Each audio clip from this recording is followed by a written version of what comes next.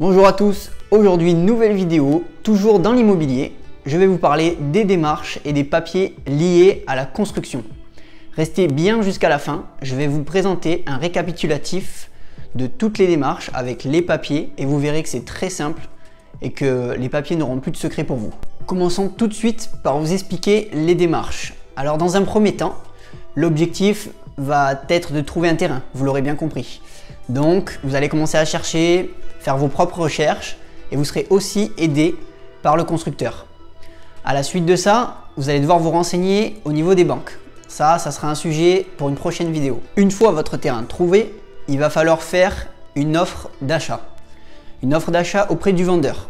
Soit vous êtes accompagné par votre commercial du constructeur que vous aurez trouvé, soit vous saurez tout seul si c'est un terrain que vous trouverez au niveau des particuliers.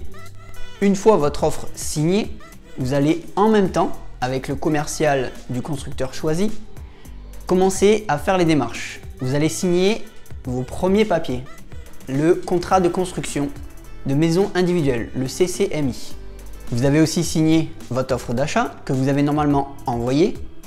Et à la suite de ça, vous devez recevoir une réponse du vendeur, signée, pour valider votre offre d'achat.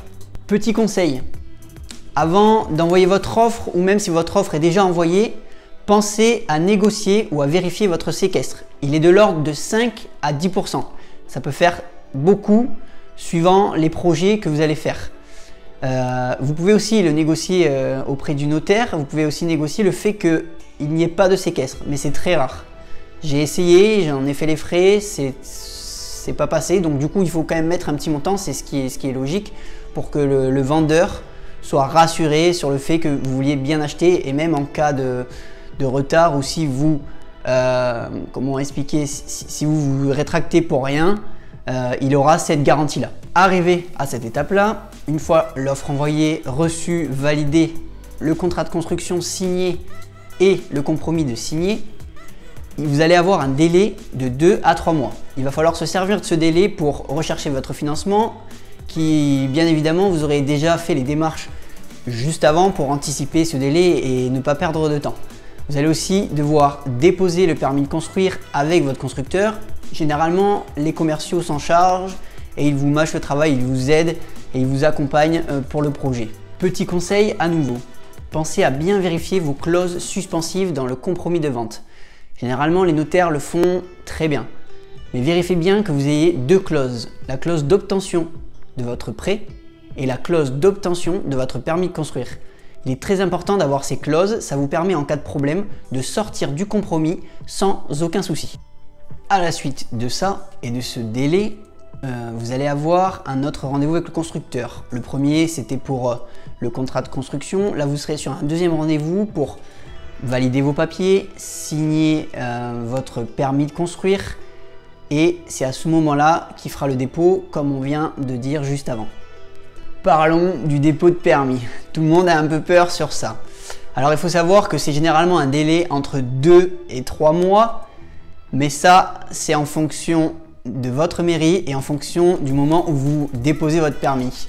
Si vous le déposez en août, ça sera plus compliqué. Si vous le déposez dans des périodes, on va dire un peu moins vacances scolaires, etc., ça sera peut-être un peu plus simple. Mais ça, c'est en fonction des mairies. Dans cette période, qu'est-ce que vous allez faire? Dans cette longue période de 3 mois, vous aurez le permis qui sera déposé, donc il y aura quand même du temps à attendre, et vous aurez les offres de prêt qui seront en cours, les recherches de financement qui seront en cours. Vous verrez que vous allez signer des avenants avec votre constructeur.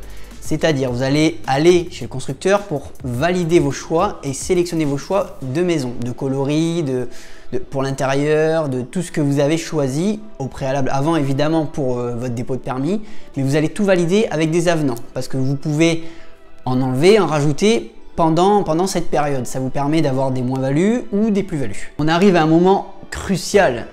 Enfin, une fois que votre permis sera accepté, vos offres de prêt acceptées, vous allez enfin signer l'acte authentique final pour être propriétaire. C'est un moment de joie et surtout de récompense pour le travail déjà accompli jusqu'à maintenant pour mener à bien votre projet. Alors vous êtes propriétaire, vous vous dites ça y est, enfin le chantier, la construction de la maison va démarrer. Eh bien non, il va falloir apposer le permis de construire. Généralement, les commerciaux s'en occupent. Ils prennent le panneau et ils vont le déposer sur votre terrain. Mais il faut savoir que cette étape doit être faite sous contrôle d'huissier, généralement. Ensuite, un nouveau délai de 2 mois va être à attendre car ce délai sert de recours pour le voisinage. En fait, ça va permettre aux voisins, aux personnes qui vous entourent de se retourner contre votre permis de construire ou votre projet s'ils ne veulent pas une maison devant chez eux ou voilà tout simplement un bâtiment qui va leur faire vis-à-vis. Nous y voilà enfin. Le début de votre projet va démarrer. Début de chantier après ce recours. Votre constructeur va envoyer les démarches, va commencer à faire les démarches. Et vous n'aurez plus qu'à faire les appels de fonds et payer chaque étape de la construction suivant votre contrat de construction pour faire avancer le chantier. Ce qu'il faut retenir, parce qu'on ne va pas se le cacher, les démarches sont quand même longues et on peut s'y perdre. Donc comme on peut voir, il n'y a pas énormément de papier. Donc c'est pour ça que je vais vous faire un récapitulatif pour que ça vous paraisse un peu plus simple. Donc en 1, vous avez l'offre d'achat de votre terrain que vous aurez signé et validé, envoyé. Ensuite, vous avez le contrat de construction, vous avez le compromis de vente, donc la première étape avec le notaire et les vendeurs. À la suite de ça, vous avez les offres de prêt, le dépôt de permis de construire que vous allez vous occuper avec votre commercial. Une fois que tout ça sera validé, vous aurez l'acte authentique final où vous serez propriétaire et là les démarches seront quasiment terminées. Vous aurez presque plus de papier à signer, mis à part les avenants pour valider la déco et tout ça, mais ça se fera pendant les longues périodes d'attente et faire les appels de fonds pour payer au fur et à mesure le constructeur. Voilà, ça sera lui qui vous les enverra et vous aurez juste à faire les virements et puis voilà. Donc c'est quand même relativement simple. Pour terminer, avant de conclure cette vidéo, il faut savoir que toutes ces démarches représentent plus d'1 an. On va compter à peu près 6 mois de papier et 8 mois de construction pour vous donner une ordre d'idée du délai à attendre si vous voulez faire construire. Et voilà, nous arrivons à la fin de cette vidéo. J'espère que le contenu va vous aider à y voir plus clair et à vous lancer surtout. N'oubliez pas de liker, partager et vous abonner pour me soutenir. J'ai bien aimé vos premiers retours sur la première vidéo et je vous remercie. Et en tout cas, je vous dis à plus pour de prochains conseils.